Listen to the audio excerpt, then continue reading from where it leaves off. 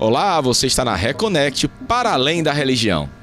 O seu portal aberto para falar sobre espiritualidade de forma leve, plural e livre de preconceito. Então, você sabe o que é magia? O que para você é magia? E o que a astrologia tem a ver com magia? Descubra agora na Reconnect.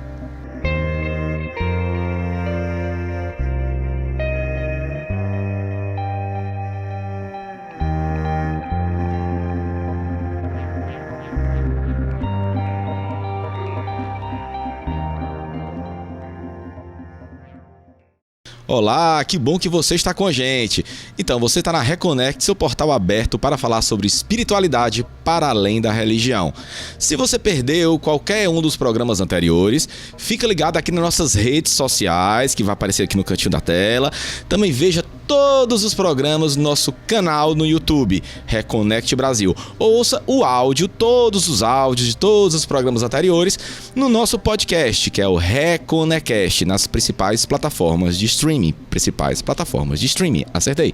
No Spotify ou Deezer. Então, sempre comigo, ele, o sábio guru da história mundial, Roberto Leão. Olá, Roberto. Olá, Bernardo. Olá, galera reconectada. Sejam bem-vindos a mais uma busca pela nossa reconexão espiritual.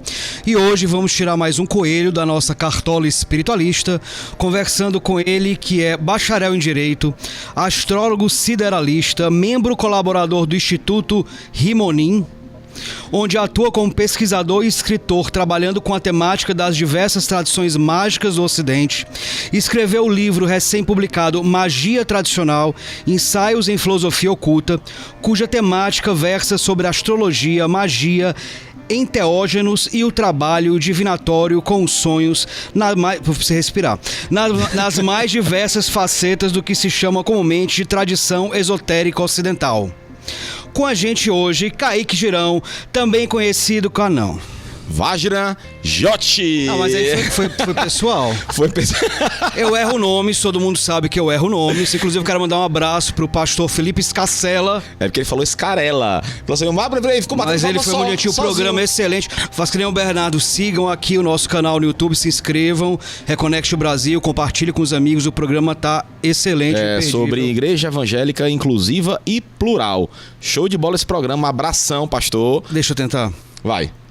Tenta aí. Kaique Girão, também conhecido como Vajra Jotti. E porque tem J e Y, enfim, vai dar certo. Muito bem-vindo, Kaique. Muito bem-vindo, viu, Kaique? É um prazer ter intencional aqui. Não, viu? É um prazer tê-lo aqui, seja sempre bem-vindo. Tá melhor que o Amarup, né? Amarup também entrevistou ele aqui sobre Amarup, sobre runas nórdicas, abração também para Amarup. Então, Kaique, muito prazer ter você aqui. Obrigado. Cara, você rejuvenesceu 10 anos depois que você fez a barba, né? Eu te recebi aqui na TV. Opa, cadê o Kaique? Dizem isso mesmo, que eu rejuvenesço. Foi proposital para parecer mais menino, né? Exatamente. Muito prazer tê-lo aqui, Kaique. Então vamos começar. Eu queria que você me dissesse pra gente o que é magia, Kaique. Magia pode ser entendida como uma espécie de arte e de ciência que trata da produção de efeitos na natureza, né? Um dos maiores teóricos do século XX sobre magia, de nome Aleister Crowley, ele costumava dizer que a magia é a arte e ciência de causar mudanças conforme a vontade. Só que é uma definição bem Telema, simplista. né? De Telemann. E é uma definição assim, bem cientificista. Vai acontecer um programa que a gente vai acertar todas as palavras, eu garanto. Tranquilo. Será uma magia. Será um momento mágico. Fazer um momento mágico. Tranquilo. Isso aí é o quê? É século XVIII? Isso é século XX. Século XX. Ele é considerado, inclusive, o maior mago do século XX. Uhum. Né? Então, é uma definição bem explícita. Agora, assim, magia, eu tenho uma definição pessoal que eu compartilho de um outro escritor, que é o Clive Baker, que escreveu o que hoje é a série Hellraiser. Uhum. Ele costuma definir a magia como a primeira e a última religião da Terra. Porque a magia ela é mais do que uma técnica, mais do que uma ciência. É um fenômeno que pode ser compreendido de forma histórica, sociológica, antropológica. E eu tenho esse desejo de conhecer em todas as suas facetas. Por isso que eu tenho esse interesse, escrevi esse livro tratando disso. Ô Kaique, como foi que a magia surgiu na tua vida, cara? Assim, como foi tua busca pela espiritualidade até chegar na magia? A busca pela espiritualidade, ela sempre foi inata. O meu desejo de conhecer as coisas, né? Conhecer as religiões, conhecer as diversas formas de filosofia e misticismo. Particularmente, eu comecei, digamos assim, minha jornada de pesquisa e prática em meados de 2010. De lá para cá, eu percorri muita coisa. Conheci a magia do ponto de vista mais científico, através de ordens iniciáticas, ordens esotéricas, como Mastro Argento, de Telema. E fui desenvolvendo um interesse dentro de um campo de estudo que é considerado tradicional, né? Conceito de magia mais tradicional, mais ligada às tradições esotéricas do próprio Ocidente. Teurgia, taumaturgia, goécia, estudo de manuscritos antigos, como grimórios, né? Como papiros. Então, tudo isso me direcionou a desenvolver esse estudo. Foi passando tanto pelas ordens, organizando grupos de estudo e de prática, tanto aqui em Fortaleza, como também integrados com outras regiões do país. E tendo iniciativas mesmo da minha própria vontade, de desenvolver algum trabalho relativo a Então, isso. a tua busca pela espiritualidade nunca foi muito focada numa busca por religião. Sempre foi uma busca por conhecimentos muito ligados ao esoterismo. Ao esoterismo. A religião, ela acaba sendo um pilar que dá base. Né? A religião é muito mais do que algo que diz respeito a um conjunto de crenças ou dogmas. Às vezes ela é compreendida também como uma espécie de ethos, um modus de vida. Você segue alguma religião, Kaique? Sigo. Eu tenho, na verdade, uma religião principal que eu trabalho, que é o voodoo. Sou CVT, ligado a uma família voodoo, que é uma família que trabalha dentro da linha de São Domingos e da linha dominicana, e que derivou para New Orleans e chegou no Brasil através de um Gan Alessandros Faluame.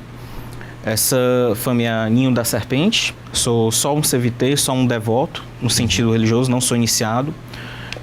Mas há rituais, há algum local rituais. aqui em Fortaleza? Não há locais. Não há locais de trabalho, como a gente costuma ver na Umbanda, no Candomblé, na Quimbanda. A nível de prática, eu sou um praticante solitário, mais conectado com outros praticantes ligados a essa mesma família. E, em paralelo, eu tenho uma ligação tradicional espiritual com o Yundrum Bom, que é a tradição xamanista original do Tibete. Legal. Com tutoria de professor e tudo. Bacana. Tem um bonequinho do Roberto aí pra gente ver assim, como é que funciona. Assim? Fazer aquela acupuntura à distância, né? Mas funciona assim? Funciona, mas de um ponto de vista antropológico, é por, digamos, princípio de analogia. Se eu tenho uma parte do seu corpo, se eu pego um fio de cabelo, se eu faço um determinado ídolo e utilizo essa imagética, porque o pessoal imagina que, por exemplo, o voodoo ficou conhecido como a temática dos filmes de Hollywood, de zumbi. De você fazer o mal à distância. Só que, na verdade, o uso do boneco vai muito além de fazer o mal. Você pode fazer uma cura à distância, você pode aplicar. Mas com outra pessoa consciente que está sendo feita. A minha pergunta eu não sei de nada, eu não tenho ligação nenhuma com você. Se por acaso eu resolver fazer um boneco do meu e espetou lá, funciona? Bom, aí você... Eu não tenho conexão contigo, nenhuma conexão energética ou espiritual. Nem te conheço. Você pode até me conhecer e tal. Mas isso tem algum efeito prático? A depender do tipo de conexão que é feita. Porque magia também trata disso, trata de conexões. Ela não é simplesmente feita do nada. Ela tem que ter uma causa primária. E nesse caso, quais são as conexões se eu não te conheço, se a gente não tem nenhum elo? É uma coisa complexa de te dizer, porque vai muito além do ambiente de entrevista, vai muito além do ambiente de estudo. Tem um elemento norteador que fica à margem desses conhecimentos, que é a prática. Não tem como eu te demonstrar. É a mesma coisa que você vir me perguntar, por exemplo, se eu fosse um espírita, lá século XIX, e me perguntasse, demonstre que os espíritos existem. O próprio Kardec se manifestava dizendo se espíritos não são pilhas voltaicas. Eu entendo, Kaique, mas a minha pergunta é em relação a como é que se faz alguma coisa com contra alguém. Se a pessoa tá vivendo a vida dela de forma tranquila, nem te conhece, não tem nenhuma relação pessoal, como é que estabelece esse elo? Porque não é uma energia, não é uma relação de corrente de energia. Então eu faço um boneco de uma pessoa que eu não conheço, que não tem nada comigo, não tem nenhuma conexão energética. Como é que passa? Como é que funciona se eu não tenho nenhum elo com essa pessoa? É porque essa pergunta é complexa, no sentido que você está colocando um contexto onde duas pessoas não se conhecem. Realmente, entrando especificamente no ponto dessa pergunta, fica difícil de lhe dizer. Mas também vamos pra nós, né? É difícil a pessoa chegar, perder o tempo fazendo um boneco de quem nunca viu na vida. Vou pensar... Vai nada, que, né? Vai não que... tem o que fazer. Mas me diz uma coisa, Kaique, a gente falou, a gente entrou num tema muito bacana, que o Roberto falou na sentido pejorativo, né? Fazer o mal, que você falou que também o voodoo foi um pouco vendido de uma forma talvez equivocada, né? Principalmente por filmes de Hollywood, aquela história do voodoo que só faz o mal. Voltando pra magia. Existe magia negra e magia branca? Existe essa diferenciação? Ou essa diferenciação quem fez foi o humano? Vamos dizer assim, para definir o que é bom ou o que é ruim. E complementando, por que define o que é ruim como negra? É uma pergunta muito clássica. Acho que é a pergunta mais básica, principalmente para os espectadores que estão acompanhando o programa, é essa questão da moral envolvendo a prática mágica. Mas existe a moral, ela está inserida no próprio contexto religioso. Quando você deseja vencer sobre uma batalha, inevitavelmente vai alguém sofrer uma demanda espiritual, vai sofrer uma derrota. O mundo é dual, faz parte desse plano. Quando se fala de magia branca e magia negra, essa é uma classificação muito básica, mas muito limitante para o próprio conceito de magia, que é abrangente. De um ponto de vista sociológico, a criação de um conceito de magia branca ou magia negra, ela está muito inserida no contexto hegemônico de uma religião, de um credo específico, onde apenas determinados tipos de práticas são permitidas e aquelas que não são aceitas pelo poder público ou pela convenção social são consideradas negras. E muitas vezes elas não são negras pela intenção, e simplesmente porque estão à margem do conhecimento social, né? Daquilo que ficou cimentado na mentalidade pública como dogma, né? Como algo do campo do mistério. Né? O meu propósito dentro do meu campo de pesquisa é desmistificar isso. E trazer a luz dos conhecimentos ao praticante para que ele possa observar a magia muito além de uma coisa dualista. Perceber aquilo não somente voltado para propósitos muito sórdidos, muito egoístas, mas para o desenvolvimento interior, para o desenvolvimento das capacidades latentes, né? Da elevação espiritual. A magia ela tem essa potencialidade de causar esses efeitos, mas ela não é só isso. Porque ela está muito limitada à moral do praticante. Ela é uma força cega, uma faca. Pode servir para cortar um pão ou para praticar um ferimento. A magia, então, pelo que eu estou entendendo, ela está muito ligada à energia, né? Seria energia. Magia é energia. E energia, pelo conceito de energia não tem energia ruim ou energia boa, né? Energia é um conceito físico, né? Então, energia boa é uma coisa que a gente discute muito, né, Roberto? Quando a gente conversa sobre espiritualidade, e a gente, inclusive, já gravou um vídeo sobre isso no conteúdo exclusivo. Você vai lá no nosso canal do YouTube, tem gente falando disso. Que o conceito físico de energia não tem caráter, vamos dizer assim, não tem bom ou ruim, né? Bom ou ruim é relativo de quem o percebe. Sim. Né? Então assim, eu entrei no ambiente, o ambiente está com energia ruim. Não, é a percepção de quem sentiu aquela energia. Mas bom ou ruim não é um conceito físico. Às vezes não é nem ruim, é porque costuma classificar, é ruim, às vezes é só a energia densa, que você se sente pesado. E às vezes para perceber essa energia ruim é porque você está vibrando a mesma energia ruim, né? Pode ser também tem essa possibilidade. A palavra magia vem do persa, né? Significa sábio. Existia na antiguidade não tinha um limite muito claro entre o racional e o espiritual e o sobrenatural em relação aos sacerdotes, por exemplo. Os sacerdotes eles trabalhavam muito com magia. E de repente houve essa ruptura. Em que momento houve essa ruptura e por quê? Essa ruptura, ela é uma ruptura percebida dentro do âmbito acadêmico. Na verdade, não existe uma grande ruptura entre o que é a prática mágica e o que é a prática religiosa. A bem da verdade, como você mesmo citou, A própria definição de magia está ligada ao persa magi, que é uma das origens. Também está ligada a magoi, como os gregos chamavam os sacerdotes persas, né? Os sacerdotes astrólogos babilônicos, que tinham essa prática teúrgica de analisar as estrelas, fazer determinados trabalhos ligados a uma determinada classe de nobreza, aos reis, né? Para favorecer numa guerra ou para favorecer na agricultura. Então ela tem um contexto que, a depender da utilidade, ela é aceita e permitida tanto no âmbito religioso quanto no âmbito estatal. E você pode perceber, por exemplo, dentro da própria história da antiguidade, tanto em Egito quanto Roma, por exemplo, onde ainda persistia a prática mágica de modo público, haviam editos e leis romanas, por exemplo, que proibiam a prática mágica, como a exemplo das deficciones, que são placas onde as pessoas faziam maldições para determinado político, para determinado inquilino. Os gregos eram mestres nisso, né? Eram mestres nisso. E são práticas que são arraigadas em diversas culturas. Compreenda, o Estado, ele nunca vai aceitar a magia como uma possibilidade total, porque ela altera a realidade e ela é uma arma que não é percebida pelo público. Mas a classe política tem um certo medo disso, compreende? E a classe religiosa, ela tem que manter um determinado controle social, tanto dentro da própria estrutura eclesiástica, independente de qual religião hegemônica for, como também um controle sobre as massas. Porque quando tem um grupo de pessoas que tem um determinado nível de conhecimento, que podem falar em nome dos deuses, existe um controle social, uma ordenação social.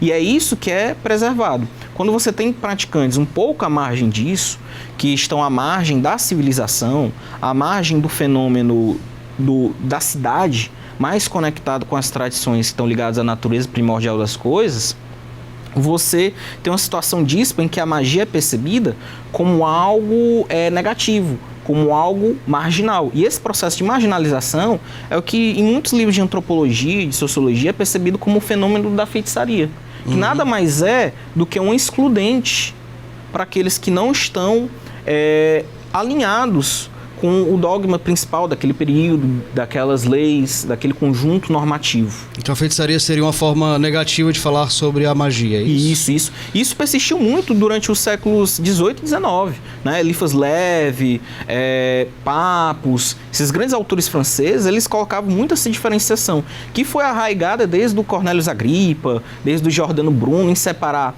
a magia em 3 categorias. Uma magia de natureza comum, que é a magia naturalis, a feitiçaria, que é a magia mais ligada aos ídolos, ainda com resquícios pagãos, dentro da própria cultura cristã vigente, da Idade Média, por exemplo, e a alta magia, em que os pensadores do Renascimento, como Giordano Bruno, como Agrippa, como Tritêmios, eles se colocavam nesse patamar em explicar no sentido de que existe uma magia divina, que é uma magia de natureza mais teológica, que seria mais ou menos chancelada pela própria espiritualidade, né? Estaria mais de acordo com os princípios, por exemplo, da igreja, com os princípios de uma religião hegemônica. Você falou que a magia ela trabalha também com cura, né? Sim. Ela muda elementos da natureza. Sim. Transforma a água em vinho é uma magia. Qual a diferença da magia para o milagre? É uma diferença muito sutil. Porque a magia ela pode ser compreendida sim como um milagre e não ser contraditória a nível teológico. Mas isso vai depender muito da doutrina que é analisada. Vamos fazer um determinado recorte. Por exemplo, eu acabei de citar o período da Idade Média, Renascimento. No Renascimento havia essa ideia, havia essa crença, dentre alguns magos renascentistas como Giordano Bruno, como Piccolo della Mirandola, como Marsilio Ficino, em que se havia a intercessão dos santos e ela não divergia da prática astrológica de fazer talismãs. Ora, mas como é que não havia contradição? Por exemplo, a igreja ela reconhecia de forma documental que a astrologia existia e que a astrologia era efetiva em algum ponto, assim como a magia. Mas ela tinha um posicionamento teológico. Olha, essas coisas são elementos supernaturais que não interessam à salvação humana. Agora, os filósofos, os pensadores do Renascimento como Bruno, eles tinham um pensamento diferente, porque eles tinham um entendimento que era muito perigoso para a igreja de compreender a magia, que levasse a um estado de natureza profética que desse a eles a condição de interpretar as escrituras em loco, através do dom da profecia. E isso era muito perigoso para a igreja.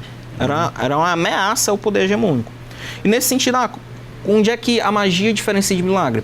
No pensamento desses magos, por exemplo, Jesus era um iniciado, era um mago. E os atos que ele fazia de, por exemplo, transformar água em vinho, andar sobre as águas, eram atos miraculosos que eram compreendidos como fenômenos mágicos, com resultados de práticas mágicas. Mas isso de uma maneira bem lendária, tá entendendo? Porque vai depender muito de quem for pesquisar e praticar, ou mesmo crer. A igreja, oficialmente, ela se coloca contra isso, é uma posição da igreja, ela tem que ser respeitada, obviamente, né? A gente vive num país multicultural e multifacetado, mas historicamente tem esses encontros e desencontros, onde os pensadores eram membros eclesiásticos e estavam vivendo tanto o aspecto marginal da prática que poderia ser considerada feitiçaria e, ao mesmo tempo, dentro da igreja, concordando com os principais dogmas, justamente para não serem perseguidos. Kaique, historicamente, podemos citar, por exemplo, Charles Leadbeater, né? Leadbeater. Ele foi um sacerdote anglicano que depois foi um grande mago, né? Da sociedade teosófica e tudo mais. Uhum. Nós temos, você citou Eliphas Levi, por exemplo, que também foi ordenado diácono, né? E foi um grande mago também, né, com grandes livros que hoje são reconhecidos como magia. Então, assim, São Cipriano, por exemplo, que é um santo da Igreja Católica, uhum, né, também foi Cipriano mago. Nós tivemos Rei Salomão, por exemplo, que Rei Salomão está na Bíblia, uhum, né? Mas existem vertentes que dizem que ele tinha um anel mágico, ele aprisionou 72 demônios. Então, você acredita que essa relação entre a Igreja Católica e a magia sempre foi uma relação meio que de amor e ódio? Sim. Porque, veja, os católicos, que me perdoem, eu gosto muito da cultura católica, da cultura cristã. A opinião que eu vou dar aqui é dentro do meu campo de estudo, não querendo divergir da opinião teológica dos padres, sim, ou dos devotos da igreja. Mas tem, sim, relações históricas, relações sociológicas e até mesmo do ponto de vista simbólico. Porque a igreja, ela, no processo de conversão dos povos pagãos na Europa, ela absorveu muito símbolo, muito simbolismo. As populações, elas não abandonaram o paganismo totalmente. O paganismo subsistiu dentro da própria cultura católica e a prática mágica junto. E a prática sacerdotal, ela não é muito diferente da prática de um mago. De um mago no sentido arquetípico clássico. O que um mago faz que faria, por exemplo, diferente de um padre? O próprio Salomão era um consagrado dentro de uma casta, mas embora não tenha sido sacerdote, uhum, mas ele tinha corpo sacerdotal dando, sim, apoio a ele. Era um rei com profundo contato teúrgico com os anjos. Uhum. Tanto é que existe um manuscrito chamado Testamento de Salomão, onde relata que ele... Um símbolo de Salomão também, né? Apócrifo. Que relata que ele teve contato com o anjo deu sabedoria a ele porque foi o que ele pediu. Uhum.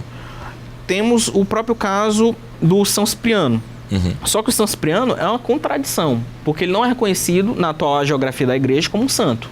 Ele foi reconhecido na época porque o simbolismo dele de um feiticeiro pagão convertido ao cristianismo e que foi martirizado servia como propaganda católica, mas teve o seu efeito oposto. Uhum. Foi mais um difusor da prática mágica marginal na Europa e nos Balcãs do que um pregador da fé cristã. Por isso que ele foi retirado do Levi, quando foi ordenado diácono, inclusive, até que ele foi inclusive sacerdote também, ele teve acesso à Bíblia em seu formato original, né? Ele teve um grande conhecimento dentro da igreja, pelos seus conhecimentos, perdão, ele teve contato a escrituras sagradas bem fechadas à época, né? Sim. Kaique, uma coisa que me chama a atenção, você falou aqui sobre diversos filósofos e magos também. Sim. Na época da Inquisição, muitas mulheres foram queimadas vivas, acusadas de bruxaria, feitiçaria, e hoje a gente não vê uma maga, né? A magia, ela é sexista? Ela é uma prática machista? Qual o papel da mulher na magia, porque não se vê muito? Só que você responde já, porque o tempo passa voando. Então, você não sai daí, a gente volta já. Estamos aqui com Kaique Girão falando sobre magia e astrologia. Para você, o que é magia? Não sai daí, a gente volta já.